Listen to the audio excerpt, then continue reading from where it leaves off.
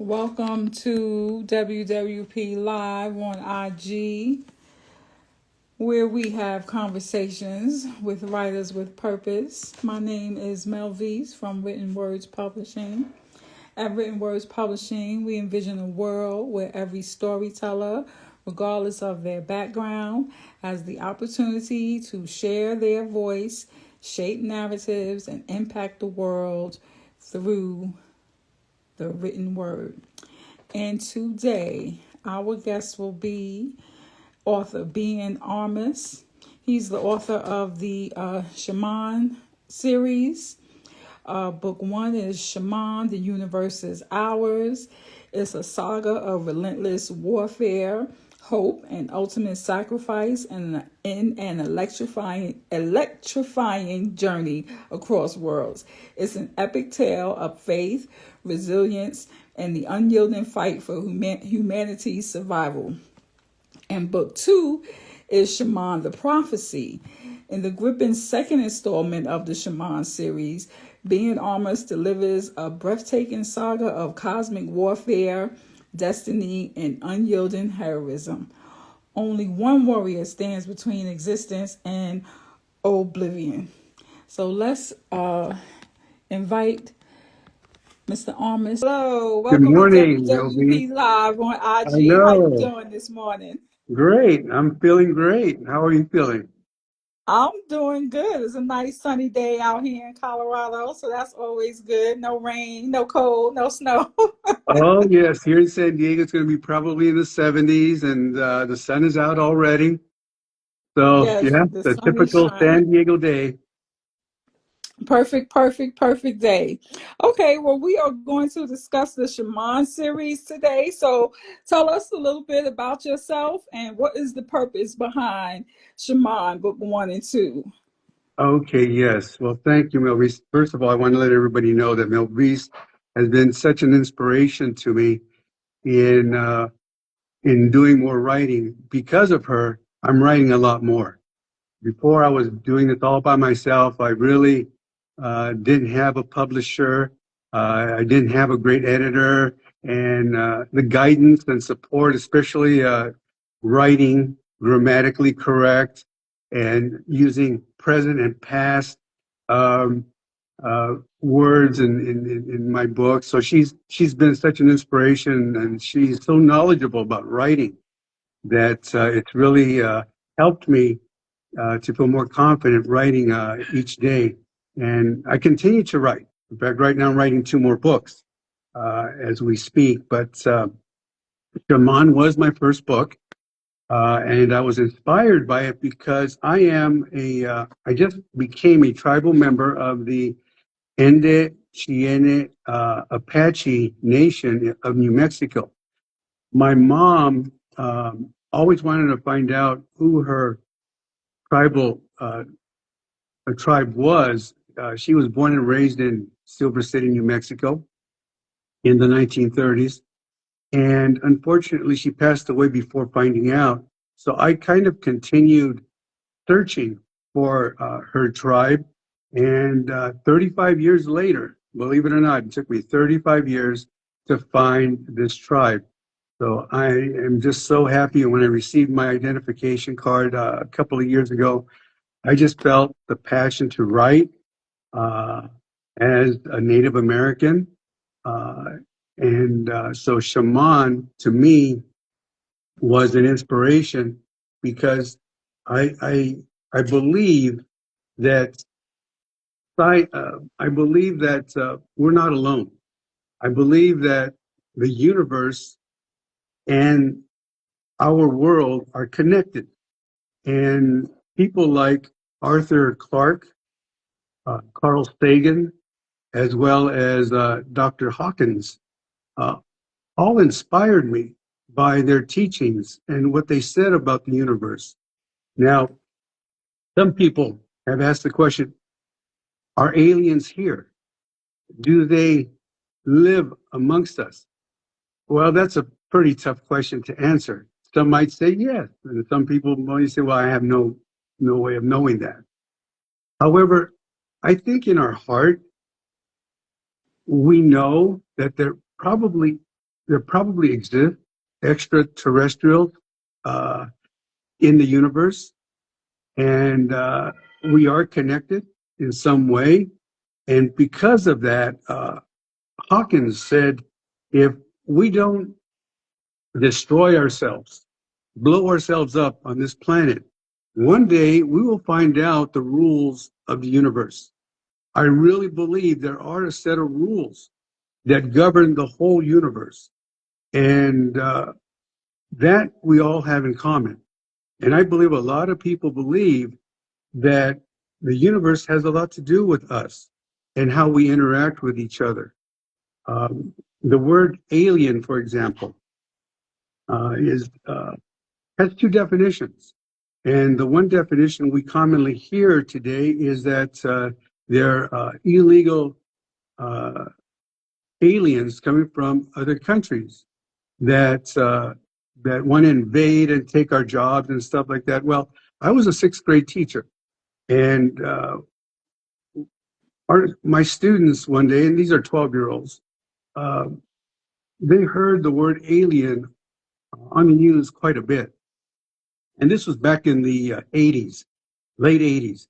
And immigration has always been a big problem, a big issue. I was born and raised by a border town in San Ysidro in Mexico. And every day we would see illegal or undocumented workers crossing the border. In fact, every day, every night, I would see them passing by my window as I slept.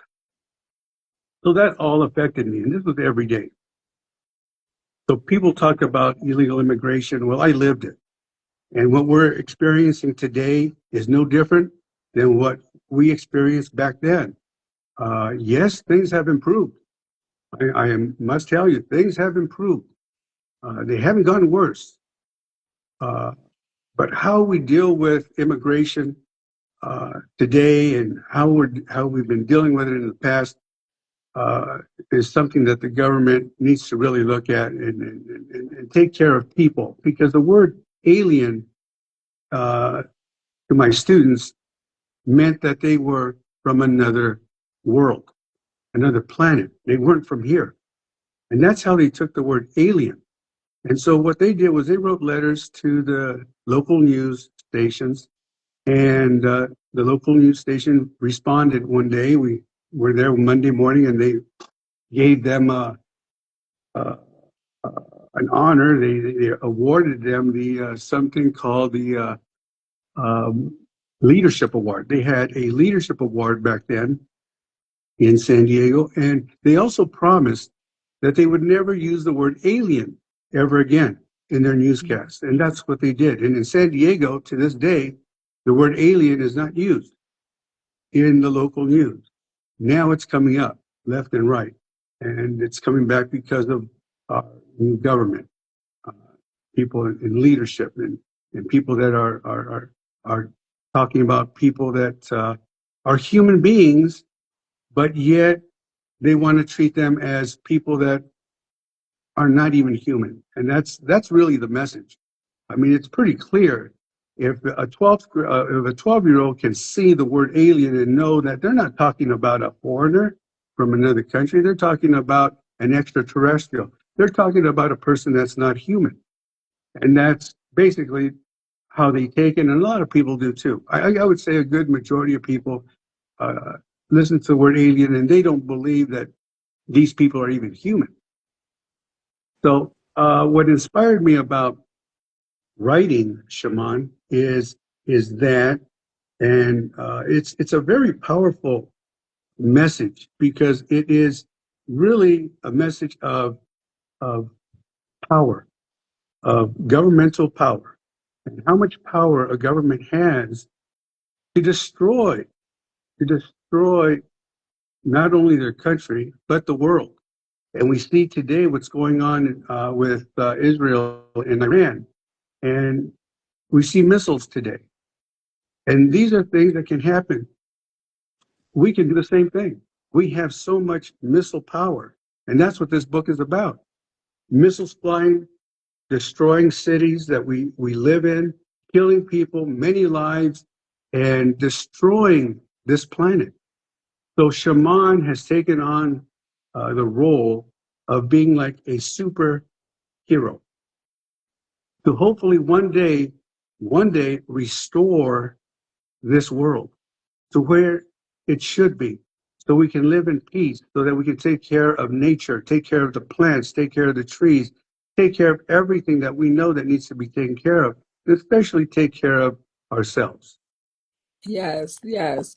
So, in Shaman, the book series, um, Earth has been destroyed.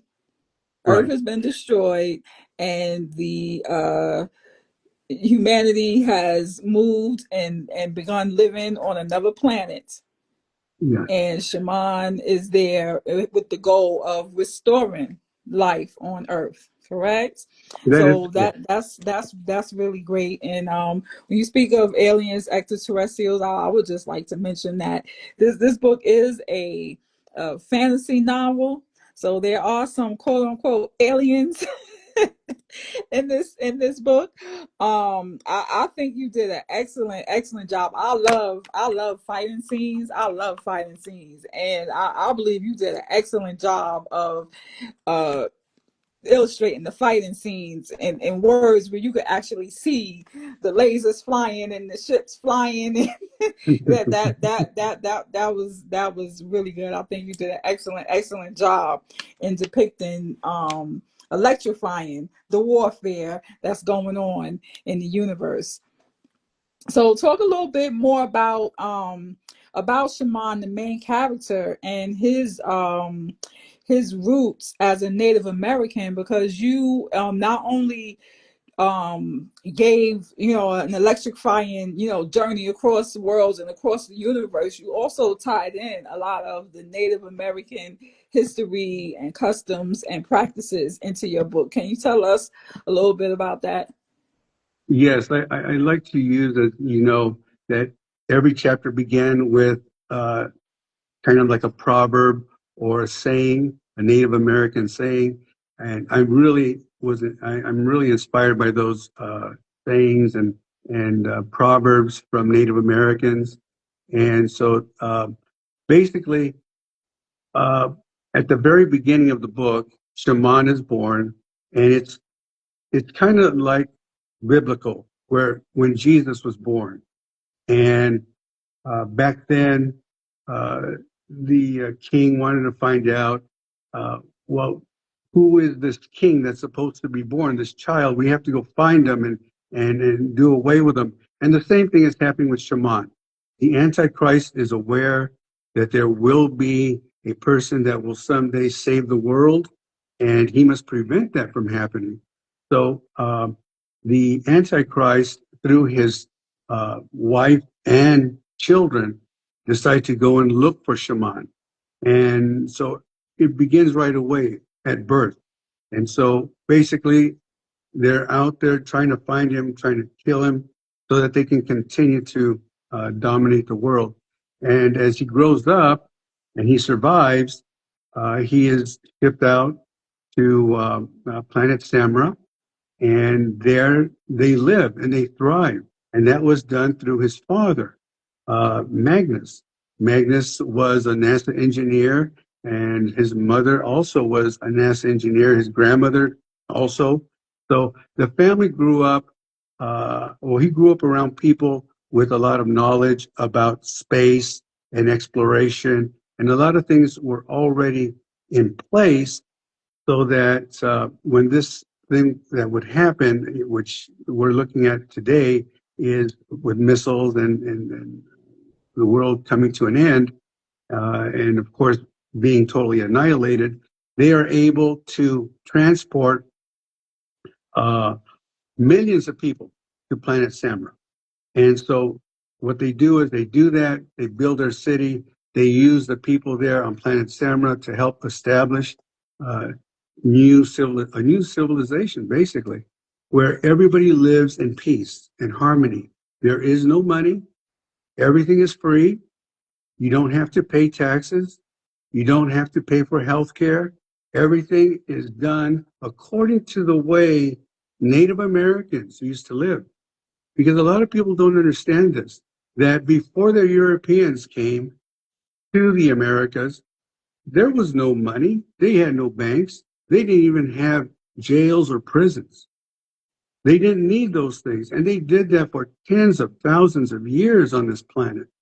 They didn't need any of those things because when somebody needed something, they gave those things to them. If they needed food, if they needed shelter, everything was provided. If they needed health care, well, they had all of the herbs and all of the things in place to treat their people. They didn't need medicine. They didn't need medications like we see today.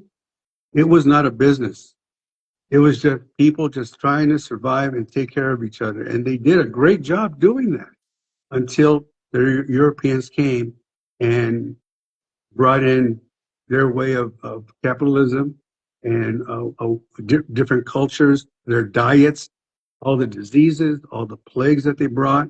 A lot of people don't understand this. They brought a lot of diseases that when Christopher Columbus came in the 1500s, a lot of people don't understand that 500 years later, there were 3/4 of the Native Americans in the Americas died, either through killing them or through diseases that I'm talking about.